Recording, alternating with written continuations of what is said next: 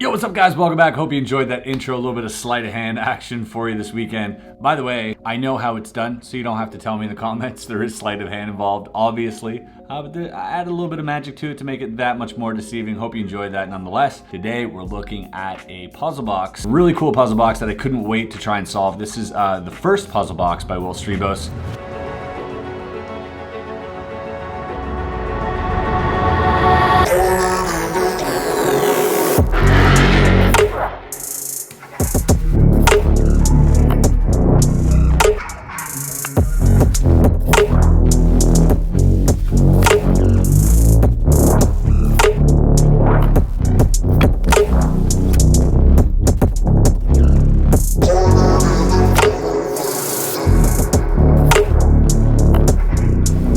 This is a replica of Wil Strijbos' first puzzle box that he made back in like 1984. He made 6 of these, and now he's reproduced them in this beautiful blue anodized metal, not unlike the Lotus Puzzle. This one not being a level 10, being a level 9, so pretty hard, but not, nearly as impossible as the other one. The whole goal here is just to open the box, and you have a few moving parts. It makes a lot of noise and rattles when you shake it around. You're kind of going into this thing blindly, except for the little sad face that's at the bottom of this, which is pretty intriguing and cheeky. Anyways, guys, I hope you enjoy this video. Like, subscribe, all that stuff, and let's get into solving the first puzzle box by Wil Strijbos. This is my coffee. So this is called the first puzzle box. Fitting. First of all, let's get this out of the way. Why don't we? Beep, beep, beep, beep. There we go. Timer's on. Is that a bit dark? Should I lighten that up a little bit? Let's lighten that up a little bit. That's probably a lot better. This camera stop shaking. There we go. Okay, first puzzle box. As you can see, Wil's signature right here. On this side, we've got a hole with what looks to be like an Allen key, like something fit for an Allen key. And you got these two sort of openings here. And on the bottom, we have this sad face, and you can kind of lock it into position there, which is I've just noticed. So you got the sad face, which seems to be like a cylinder or like a little coin. You've got the sad face, and you got this little bar there too, which is interesting. I'm not sure what to make of that. Obviously, you have this nut on the top, and that's the first thing we're gonna do. And yes, it does unscrew. Okay, nothing too crazy about that. This seems to, oh, there we go. There's the Allen key. So far so good. Okay. So I mean, now we know that the Allen key fits in here. Let's see this here. This seems to be a tool. Kind of cool. I like getting tools in puzzles. I like when puzzles offer a tool. See, if you do this, that now becomes a bit of a tool. And yep, just like that, we can screw it in, and it stops right about there. That doesn't open. So now we've got a loose top, and we've got that sad face in the bottom. Also, I don't know if the camera can pick that up, but there is a small bar in there. So it's a bar kind of, you know what? I'm gonna get a little piece of paper, and I'm gonna draw a schematic of what I see so far. Let you guys know, because you know what? It's not super easy to see what's going on in that little thing. Sometimes you need some visuals. Okay. So here.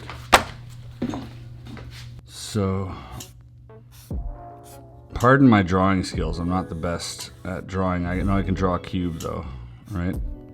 That's about as far as my skills go. So what we have here is we have this cylinder upstairs, which leads to a hole here. On the bottom, we also have a cylinder where we have that coin here, or that tube, or whatever it is, with the smiley face. And here we have a bar that blocks that can shift out of the way. Okay. On the side, we also have another hole. And here, up here, we have another one of these bars that's right about here that can also shift out of the way. Okay. So I'm guessing that the lid might be attached to something here, right? So if it's attached to something there, we got this blocking it. There's probably a bolt here. We probably got this blocking it. And we probably have like this blocking it somehow.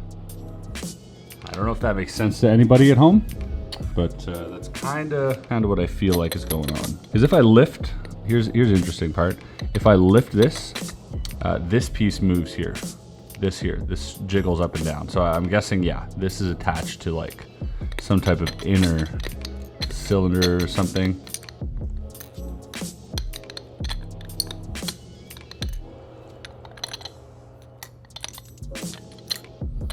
And this little bar here stops, and here it disappears, and here it comes into frame, and it's halfway this way, right? So maybe I got to get it full way this, I don't know. So here's a smiley face down there, and let's try to block that smiley face off.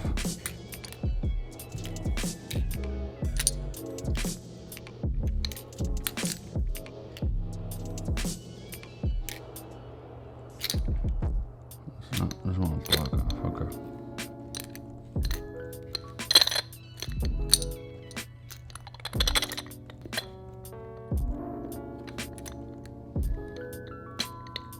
See how the smiley face is now stuck into place here?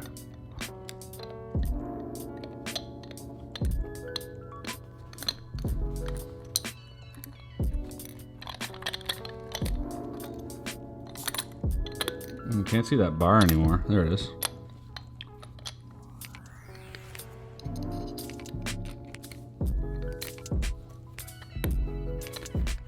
What if you unscrew it again? Okay, so unscrewing it tightens the lid. Screwing it releases the lid, but not enough for the lid to want to go up.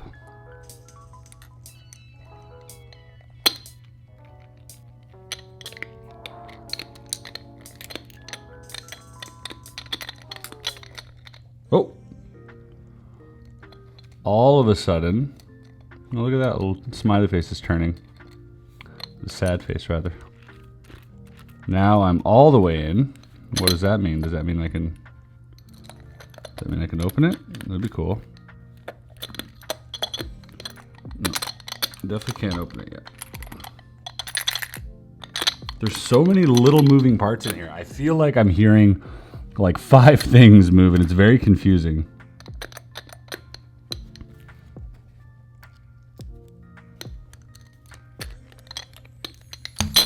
Oops. I'm just gonna keep playing around with like orientation and this screw, but now I've lost that screw, that bolt that comes across. I've lost it now. I don't know where it is, and it's not coming back. There it is. Okay, now it's back. Okay, so maybe when I'm screwed in, that screw gets blocked off, but maybe I don't need it to get blocked off. Maybe it has to stay right there. See now, oh, see, I can't screw it because that bar is now this way. This bar is now here, and it won't let me screw this in further for some reason. Somehow these two things are attached. I don't know. Yeah. And if I turn it upside down. Oh, interesting. Oh, now we go again.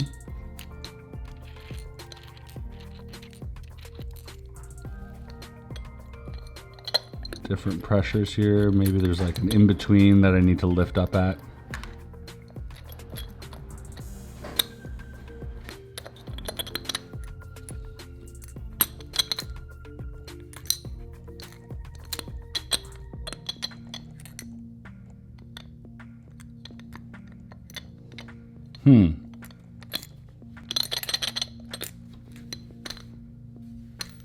I think spinning it is appropriate here with all those little dangly bars. Nope, nope, don't go anywhere. That didn't help.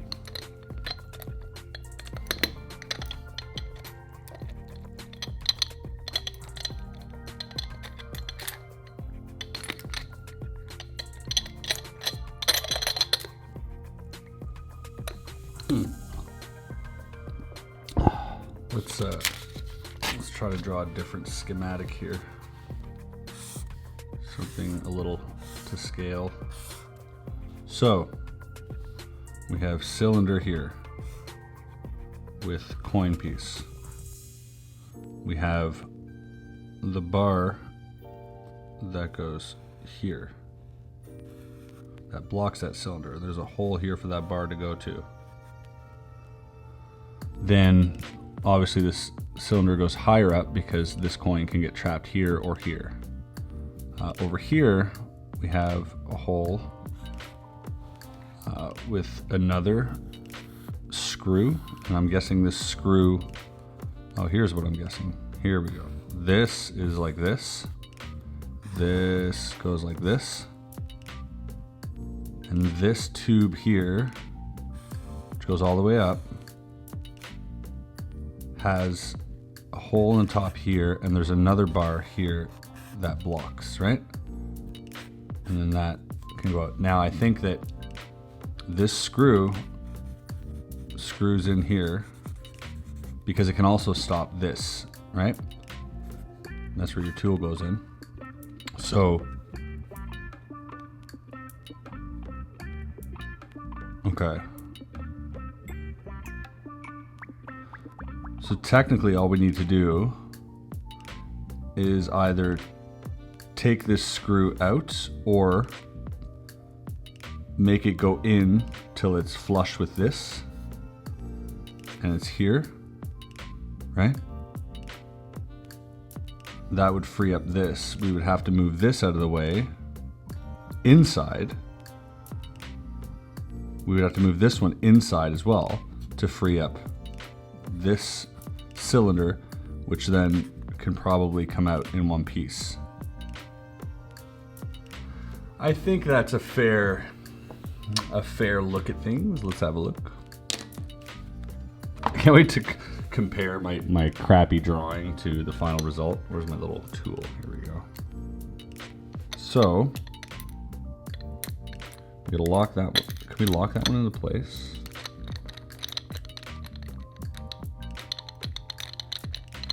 Wait, I don't want this to fit anymore. Here we go.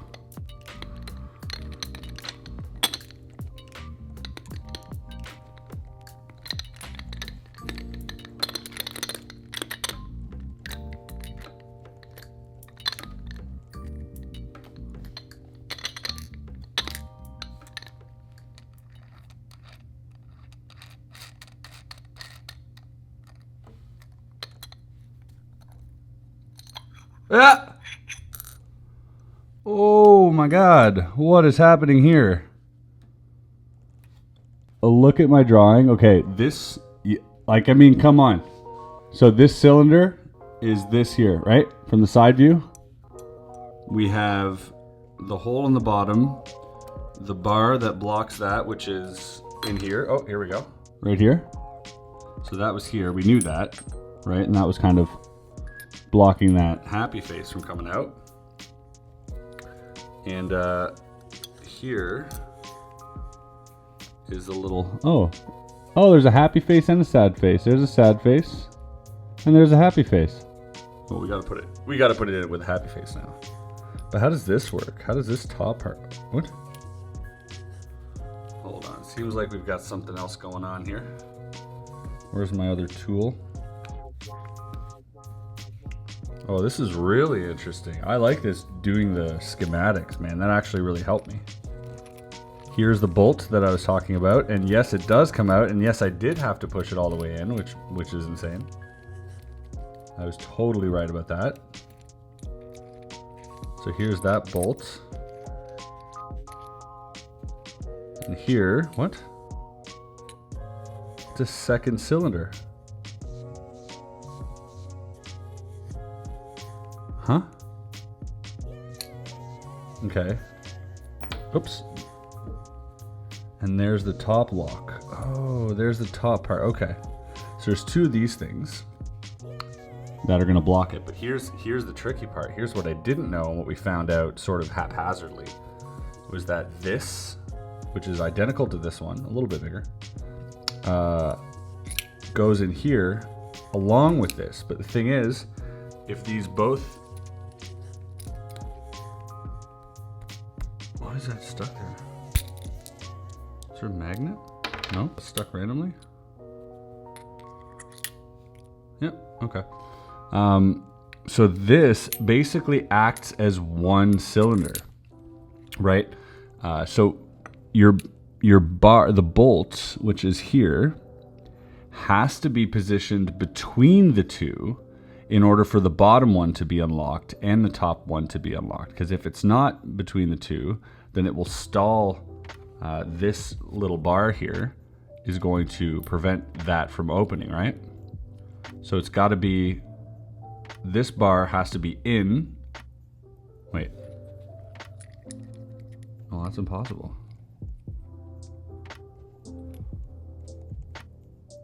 Does this bar also fit in that tube? How does this work? I'm really confused here. That shouldn't work at all. Okay, so what if this bar goes all the way in? Oh, it can go all the way in and it hides on the other side. Right? Because otherwise, if this were on top, which it should be, then that gets blocked here. Right? That sort of holds the cylinder so it can't come out. So therefore, that has to be fully in. This has to come up. Your bolt has to then lock these two in place. That goes all the way in. Probably should have put it in the right way. Okay, that's not cool. Get out of there. Okay, we got it. Okay, I will attempt to explain my point again without being an idiot. Should have checked that out. So that, once again, has to go in this way. See, now we have the hole for the tool. That goes all the way in. But again, in order to screw this one all the way in, this one has to be all the way up. But even though this one is all the way up, this thing is still going to prevent it.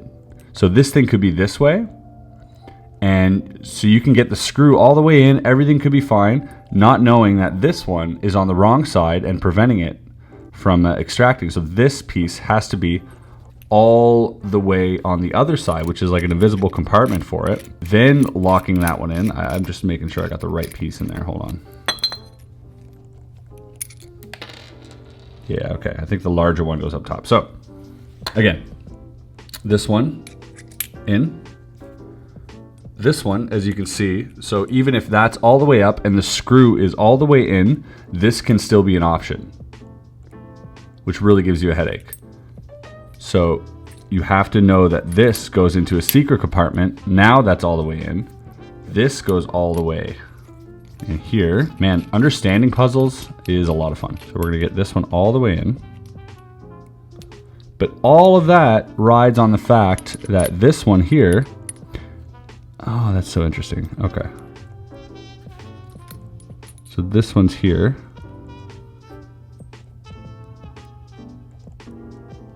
Right. So that's the end result. To get to that, you have to lock this one out using this pin so that you can screw it in and hold this one up. Wow. So if all is correct here, I should be able to just do this. We got a happy face now. Turn it upside down. Extract the screw here.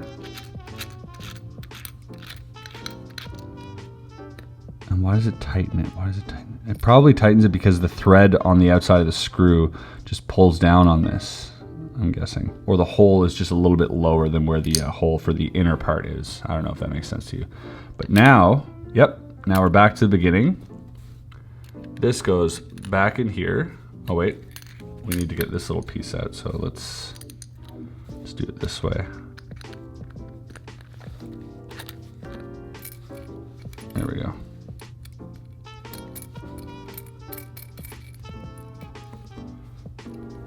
This then goes back in here. And this goes over top. And then this goes here.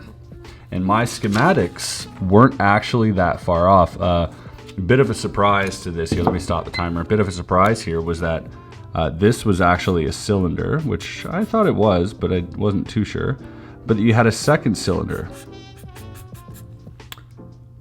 And that cylinder could be put into place here while this one was here, or rather here, instead of being hidden in like a small compartment here.